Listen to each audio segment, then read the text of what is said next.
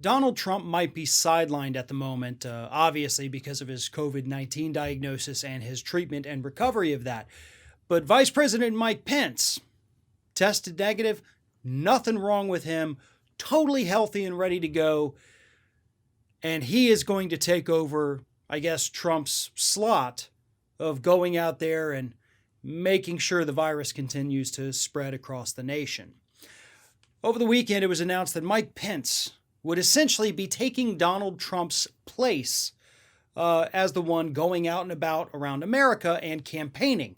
Now, that statement that he is going to be the one going out and campaigning tends to imply that it's going to be Mike Pence holding rallies instead of Donald Trump, or at the very least, meeting with voters, meeting with donors. And that includes an event that is supposed to take place this coming Thursday, where there will be no social distancing.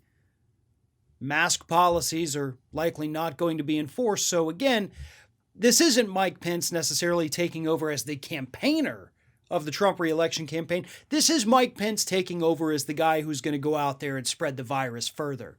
Because even if he doesn't have it personally, he is going to crowd bunches of people together, which the CDC says, please stop doing.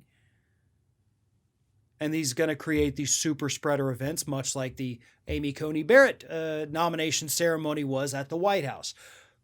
This administration, both Trump and Pence, are borderline criminally incompetent here. And I think that's the best word. It's not just criminal negligence, it is criminal incompetence. They know what they're doing, but they don't care. That's the negligent part. They don't have the capacity to fully comprehend how dangerous this is, and that's the incompetent part. But there's also another side of this too.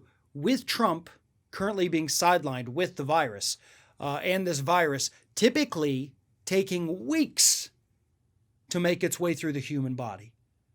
Donald Trump being in the hospital for 4 days, okay, great. You're not free of the virus after 4 days. You're not free of the virus after 7 days. Typically, it takes people many, many weeks to be completely free of it. And sometimes it even takes more weeks after that before they feel 100% again. It'll be past the election before Donald Trump is Trump again, I guess is the only way to say it. He's not going to be back to 100% before the election at all.